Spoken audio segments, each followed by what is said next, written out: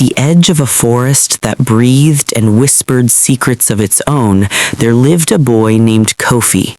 From the moment he could walk, his eyes lingered where others looked away, and his ears caught whispers that most could not hear. The village of Aquaba, small but vibrant, was cradled between the rolling hills and the ancient forest.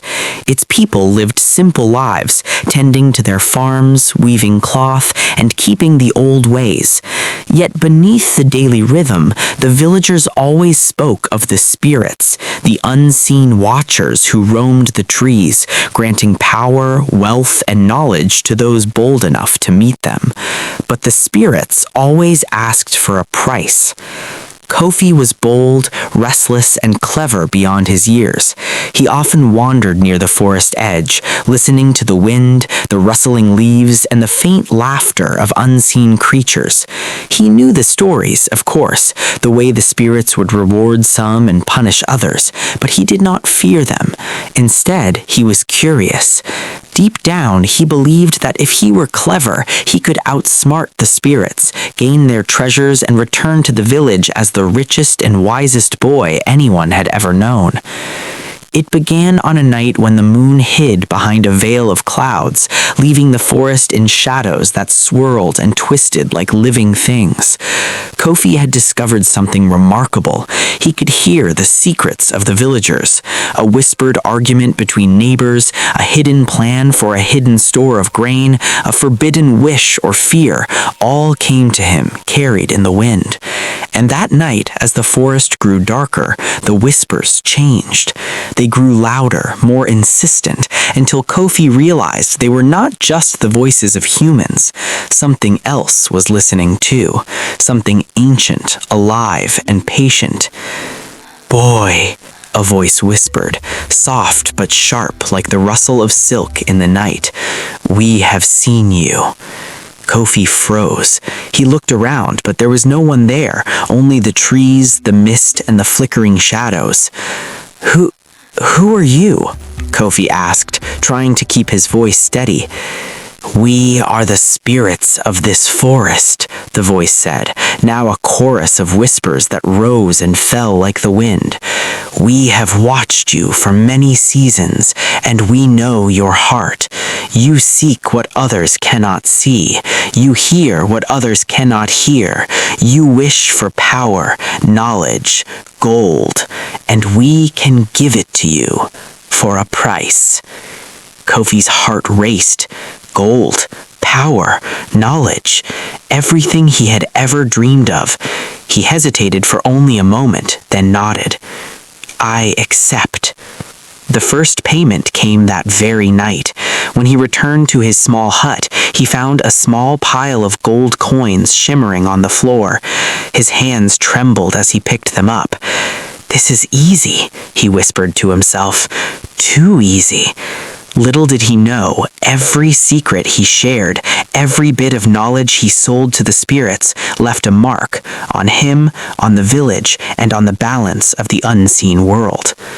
At first, life seemed perfect. Kofi's fame spread through the village. People admired him for his sudden prosperity, the strange charm that seemed to follow him, the gold that appeared from nowhere. But soon, subtle signs of misfortune began. Fires in the kitchens went out for no reason, livestock vanished overnight, and shadows moved in ways that no wind or moonlight could explain. Sometimes, when Kofi walked alone at night, he heard whispers carried on the wind.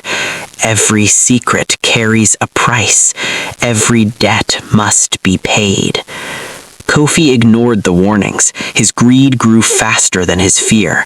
One day, he sold the most dangerous secret he had ever known, the location of the village's sacred treasure, hidden for generations by the elders and protected by sacred spells. The spirits promised unimaginable wealth if he revealed it. That night, as he held the knowledge in his mind, the forest reacted. Winds howled through the trees like the cries of angry spirits. Shadows stretched toward the village, moving with a life of their own, and a sickness began to spread among the people. Kofi awoke, trembling. He had expected gold, power, or perhaps awe. He had not expected fear. And now, for the first time, he realized the truth. The spirits were not merely observers, they were collectors, and they wanted more than secrets. They wanted life itself. And soon, Kofi would understand exactly what that meant.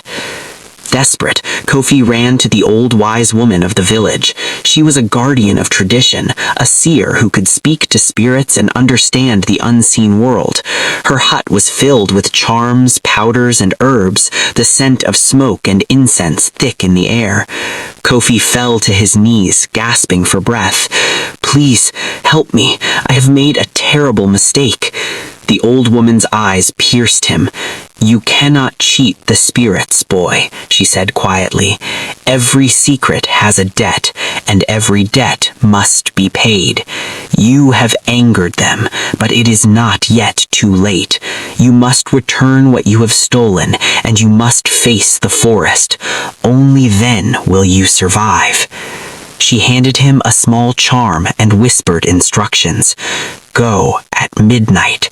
Speak the truth. Confess. Face the shadows.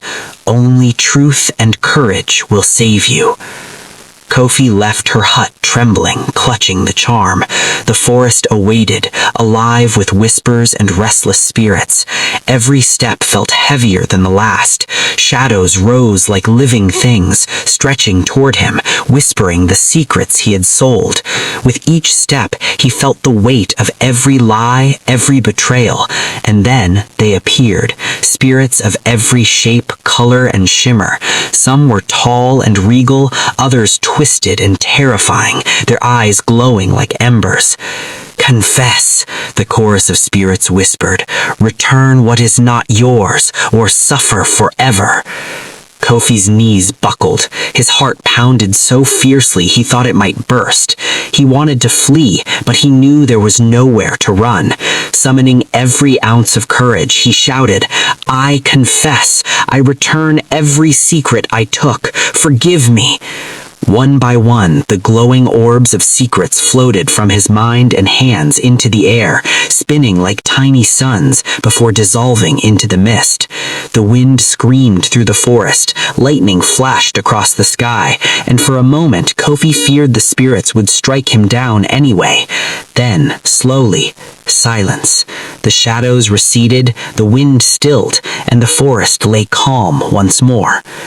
When Kofi returned to the village at dawn, he was changed. The misfortunes vanished, the animals returned, the fires burned steadily, and the sickness faded. He no longer sought wealth at the expense of others. Instead, he shared wisdom, teaching the children about honesty, courage, and respect for the unseen world. Often, he would stop at the edge of the forest, looking at the misty trees, and whisper to himself, "Some secrets are not meant to be sold. Some debts cannot be paid with gold." Kofi's story spread through the village, not as a tale of greed or wealth, but as a lesson. People remembered the boy who had almost lost everything, the forest that had judged him, and the spirits that reminded all who dared to listen that the unseen world is patient but never forgetful. And Kofi, once ambitious and careless, grew into a wise guardian, protecting both the village and the secrets it held. He knew, as he always would, that some things are meant only for keeping, never for selling. Years passed, and Kofi never again crossed the line into greed.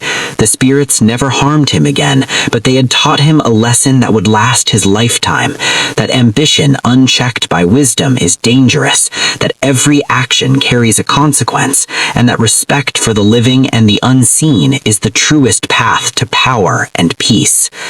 And so, Kofi lived, neither rich nor famous, but content, with eyes always open to the forest's whispers, ears always tuned to the truth, and a heart that had learned the price of secrets. For in the end, it was not gold that mattered, nor power nor fame, but honesty, courage, and respect for the balance of the world, seen and unseen alike.